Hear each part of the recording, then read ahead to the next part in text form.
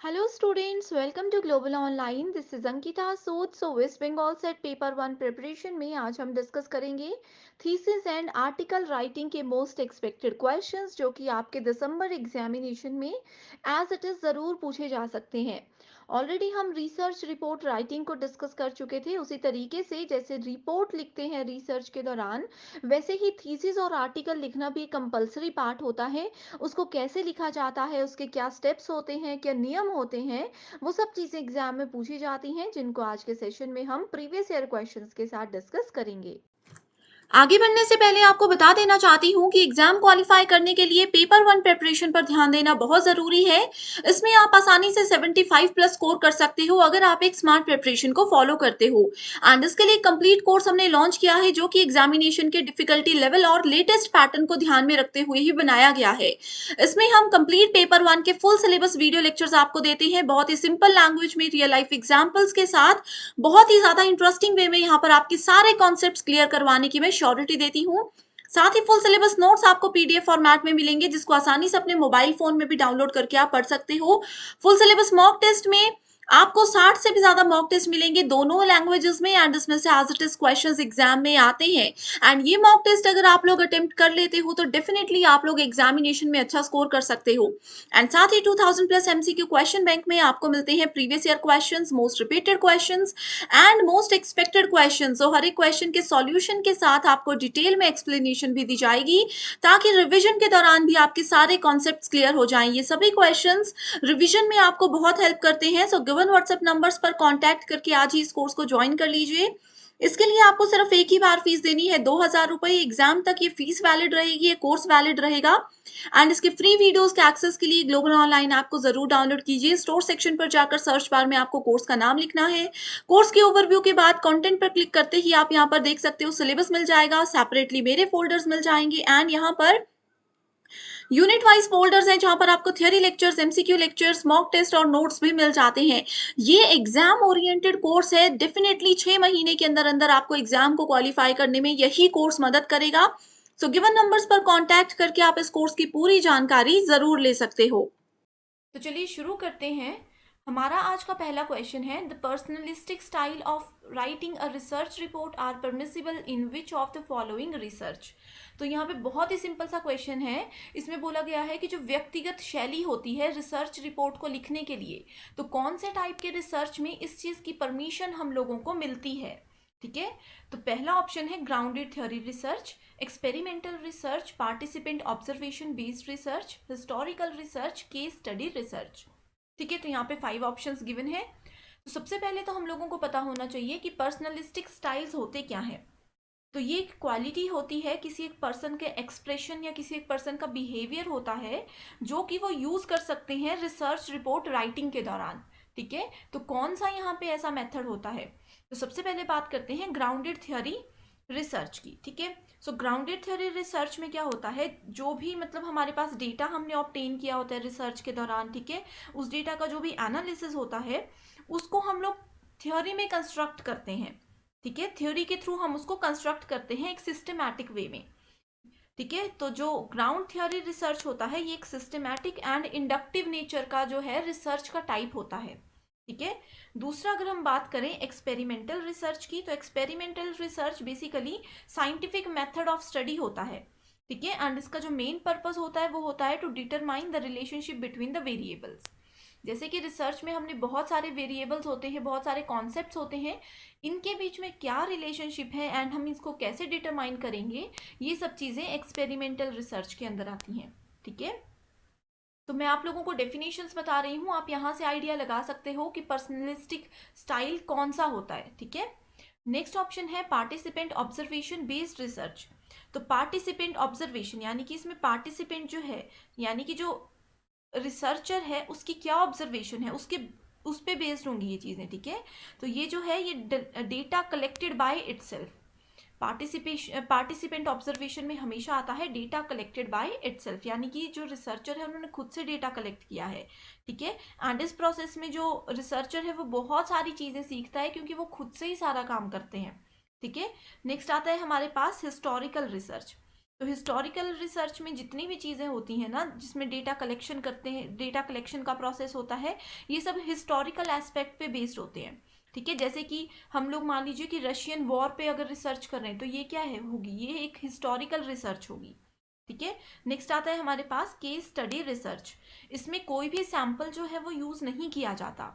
ठीक है, ये एक डिटेल्ड और स्पेसिफिक स्टडी होती है किसी एक पर्टिकुलर सब्जेक्ट के लिए।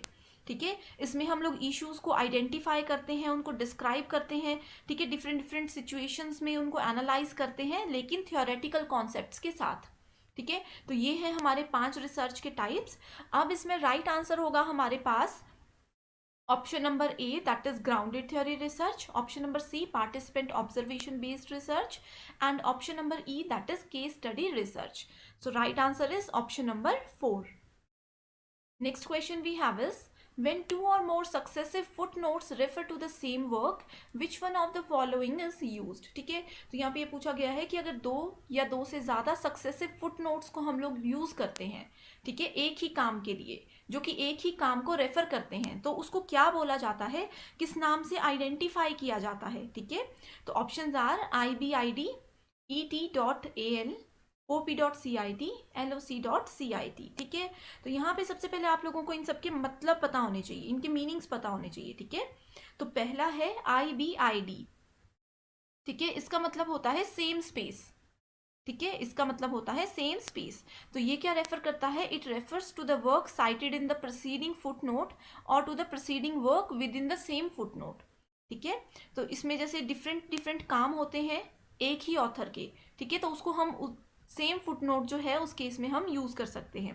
ठीक है, सेकंड आता है ET.AL। ठीक है, सो ET.AL का मतलब होता है अदर, AL का यहाँ पे मतलब है अदर। ठीक है, ET का मतलब है यहाँ पे मीनिंग। तो इन चीज़ों को आप लोगों ने याद रख लेना है। ठीक है, एंड अदर्स हम इसको बोल सकते हैं। तो इसमें क्या होता है कि अगर एक ऑथर है, उसका नाम किसी एक पर्टिकुलर जगह पे मेंशन हो चुका है, ठीक है, तो हम उसके बाद वहाँ पे उसका नाम ऐड नहीं कर सकते। व्हेन अ सोर्स हैज 3, 4 और 5 authors, list all authors the first time the source is cited. ठीक है, नेक्स्ट आता है OP.CIT। तो इसका मतलब होता है, ये एक लैटिन फ्रेज है, ठीक है, जिसका मतलब होता है in the work cited.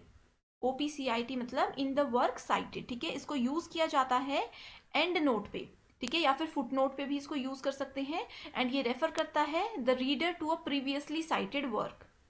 Next आता है LOC.CIT। ठीक है, इसका जो है ये एक फुट नोट है, या फिर इसको हम एंड नोट भी बोलते हैं, जो कि एक रिपीटेड टाइटल या फिर एक पेज नंबर पे गिवन होता है, ठीक है, एक पर्टिकुलर काम के लिए। तो यहाँ पे अगर हम लोग राइट आंसर देखें तो राइट आंसर होगा हमारे पास option number 1, that is IBID।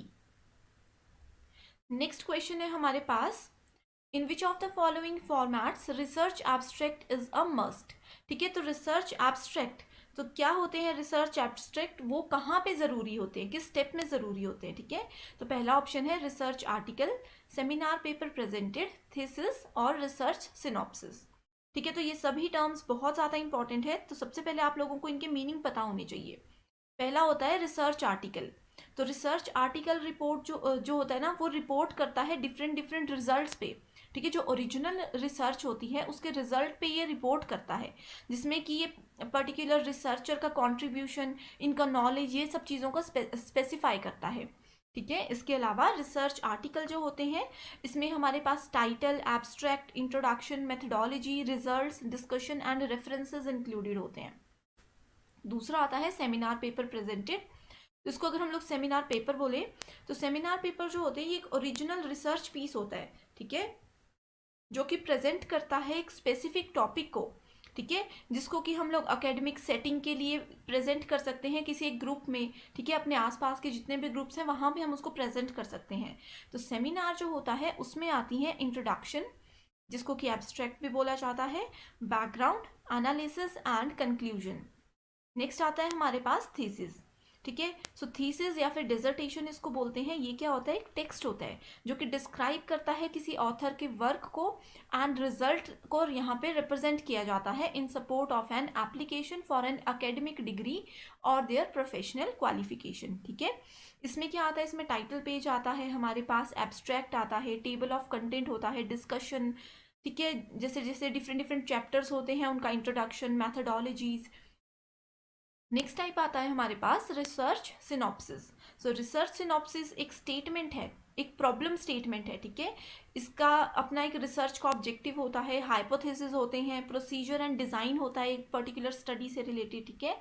And जो रिसर्च सिनॉप्सिस होते हैं ये क्वालिटेटिव एंड क्वांटिटेटिव दोनों ही तरह की टेक्निक्स को यूज़ करते हैं, ठीक है। तो ये थे 4 ऑप्शंस जो गिवन है यहाँ पे। तो अब देखते हैं, डायरेक्ट आप लोग आई होप बता सकते हो कि राइट आंसर क्या होगा। तो क्वेश्चन नंबर 3 का राइट आंसर है हमारे पास option number 3, that is 1, 2 and 3, ठीक है। Next question is after completion of work on the research problem, ठीक है। अब एक रिसर्च प्रॉब्लम मतलब किसी भी प्रॉब्लम पे हम लोग रिसर्च कर रहे हैं, वो काम हमारा कंप्लीट हो गया, ठीक है। एंड जो रिपोर्ट हमने बनाई थी that was discussed in the scholars meet and the researcher was suggested to change the title, ठीक है। तो एक रिसर्चर्स की, एक स्कॉलर्स की मीट में उस जो रिपोर्ट को है डिस्कस किया गया एंड वो हमें ये सजेस्ट करते हैं कि आप लोग क्या करो, अपनी जो रिसर्च है उसका टाइटल चेंज कर दो, ठीक है। And hypothesis based on the data analysis, ठीक है। तो वो हमें ये सजेस्ट करते हैं, तो इसको हम लोग किस कैटेगरी में काउंट करेंगे। पहला आता है लॉजिकल एंड अप्रोप्रिएट, नेक्स्ट है processes systematization of the report, next है illogical and not desirable, next है improving the validity of the report, ठीक है। तो 1 बाय 1 हम इन सभी के मीनिंग पहले डिस्कस कर लेते हैं। तो पहले तो आप लोगों को ये पता होना चाहिए कि टाइटल क्या होता है, ठीक है। टाइटल जो है वो पहली चीज होती है जो एक रीडर पढ़ता है। अब कोई बुक है, हम बुक में सबसे पहले बुक का टाइटल पढ़ते हैं, चैप्टर का टाइटल पढ़ते हैं, ठीक है। तो इसको हम लोग हाईलाइटेड पॉइंट भी बोल सकते हैं, ठीक है। दूसरा आता है हाइपोथेसिस। हाइपोथेसिस का मतलब होता है अनुमान लगाना, किसी चीज को गेस करना, ठीक है। तो hypothesis is a precise and testable statement about the predicted outcome of the study, ठीक है। एंड ये क्या होता है कि वैलिडिटी बताता है ये रिसर्च हाइपोथेसिस की, ठीक है। तो यहाँ पे अगर हम लोग देखें तो पहले ही मैंने बता दिया कि हाइपोथेसिस क्या करता है, ये किसी चीज़ की वैलिडिटी से हमें रिलेट करता है। तो अगर आपको ये बेसिक स्टेटमेंट पता होगी तो आप लोग फटाफट से इसका आंसर कर सकते हो, that is option number 4। Next question is in the 2 sets, ठीक है। सेट 1 एंड सेट 2 दिया गया है हमारे पास। सेट 1 में है format of the presentation and set 2 में है डिस्टिंक्टिव फीचर्स। तो thesis, dissertation, research paper, workshop, seminar, ठीक है। ये 4 बेसिक स्टेटमेंट्स हैं जिनको कि हम लोग प्रीवियस लेक्चर में भी डिस्कस कर चुके हैं बहुत डिटेल में। नेक्स्ट है यहाँ पे इनकी जो फीचर्स हैं based on free wheeling of ideas. तो इनमें से कौन सी चीज़ है जो कि फ्री व्हीलिंग पे फोकस करती है। नेक्स्ट है target audience, group based reflection. तो आप लोगों को अगर ग्रुप बेस्ड एक्टिविटी कौन सी होती है वो पता है तो आप लोग विद इन अ सेकेंड इसका आंसर जो है वो बता सकते हो।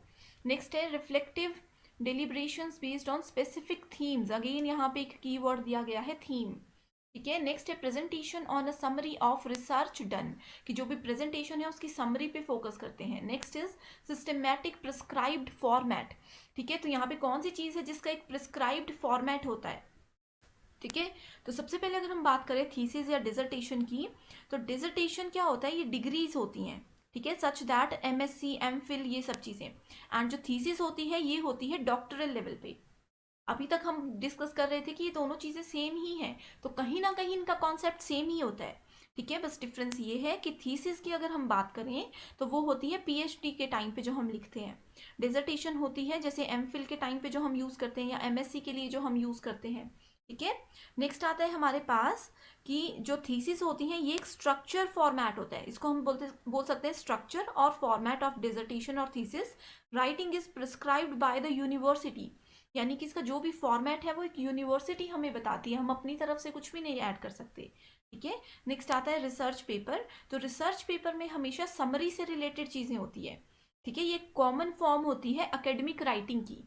रिसर्च पेपर का एक और की वर्ड है यहाँ पे, वो है एकेडमिक राइटिंग। तो जहाँ पे भी ये टर्म नजर आएगी that means it is related to research paper and ये समरी ऑफ रिसर्च से रिलेटेड होती है, that has been done in a systematic manner, ठीक है। नेक्स्ट अगर हम लोग बात करें तो वो है वर्कशॉप। तो वर्कशॉप में क्या होता है, एक ग्रुप होता है पीपल का, ठीक है, जो कि शेयर करते हैं कॉमन इंटरेस्ट या फिर किसी कॉमन प्रॉब्लम पे ये लोग बात करते हैं, ठीक है। इसमें क्या होता है, जो पार्टिसिपेंट्स होते हैं वो एक टारगेटेड इशू पे या फिर टारगेटेड प्रॉब्लम पे फोकस करते हैं, ठीक है, उस पर प्रैक्टिस करते हैं, उस पर डिस्कशन करते हैं। नेक्स्ट आता है हमारे पास सेमिनार। तो सेमिनार्स जो है वो फोकस करते हैं सम पर्टिकुलर सब्जेक्ट पे, जिसमें कि हर एक पर्सन जो है वहाँ पे प्रेजेंट है वो एक्टिवली पार्टिसिपेट कर सके। ठीक है, तो सेमिनार्स फॉर्मल प्रेजेंटेशन होती है जिसको कि रेगुलर बेसिस पे, यानी कि इसको वीकली या फिर मंथली जो है वो प्रेजेंट किया जाता है। ठीक है, रेगुलर एक ये जॉब होती है। ठीक है, तो यहाँ पे अगर हम लोग देखें तो हमारे पास मैंने सभी की डेफिनेशंस आपको बता दी है। तो इस अकॉर्डिंग हमारा राइट आंसर होगा option number 4, that is this. ठीक है, सो ए का आंसर है 5th, यानी कि thesis and dissertation systematic process होता है, एक फॉर्मेट होता है, प्रिस्क्राइब्ड फॉर्मेट, इससे याद रख लेना है। ठीक है, हर एक यूनिवर्सिटी इस चीज़ को हमें बताती है जहाँ से भी हम लोग पीएचडी कर रहे हैं। ठीक है, नेक्स्ट आता है रिसर्च पेपर। रिसर्च पेपर एक प्रेजेंटेशन होती है, ठीक है, जिसमें जो भी हमने रिसर्च की है उसकी एक समरी यहाँ पे हम प्रेजेंट करते हैं। नेक्स्ट आता है सेकंड ऑप्शन वर्कशॉप। ठीक है, यानी कि जो भी टारगेट ऑडियंस है, ठीक है, ग्रुप बेस्ड एक्टिविटी होती है। मैंने आप लोगों को कीवर्ड बताया था कि ग्रुप बेस्ड एक्टिविटी की बात हो तो वहाँ पे वर्कशॉप होता है। सेमिनार से मतलब है हमारा कि एक डिलिब्रेशंस बेस्ड स्पेसिफिक थीम होती है। ये कीवर्ड मैंने आप लोगों को अभी बताया था। ठीक है, तो ये बहुत ही इजी क्वेश्चंस हैं, बहुत ही ज़्यादा इंटरेस्टिंग एंड इम्पॉर्टेंट भी है। ठीक है, तो इस तरह से आप लोगों को बेसिक स्टेटमेंट्स हमेशा याद रखनी है। Next question is bibliography given in a research report. तो किसी भी रिसर्च रिपोर्ट में हम लोग बिब्लियोग्राफी को क्यों ऐड करते हैं? ठीक है, फर्स्ट ऑप्शन है helps those interested in further research. ठीक है, जो आगे भी रिसर्च करना चाहते हैं उनको ये हेल्प करती है।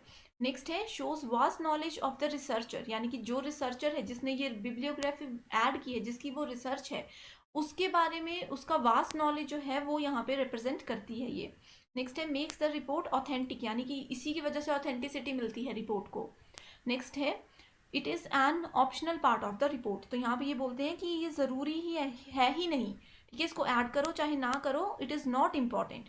ठीक है, तो रिसर्च रिपोर्ट में क्या होता है, रिसर्च रिपोर्ट पहले आप लोगों को पता होना चाहिए। ठीक है, तो ये एक रिसर्च का ही प्रोसेस होता है। ठीक है, जिसमें कि हम लोग कॉम्प्रिहेंसिवली प्रेजेंट करते हैं एक रिसर्चर की एक्टिविटी को एंड उनकी जो स्टडी है उसका जो फाइनल रिजल्ट है, उन सब चीज़ों को हम वहाँ पे प्रेजेंट करते हैं। ठीक है, एंड इसमें जो बिब्लियोग्राफी होती है इसको हमेशा एंड में यूज़ किया जाता है। ठीक है, जैसे बुक के एंड में कोई चैप्टर होगा, बुक के एंड में जो बुक का पूरा कंक्लूजन होगा, उसी तरह से इसमें बिब्लियोग्राफी जो है वो ऐड की जाती है।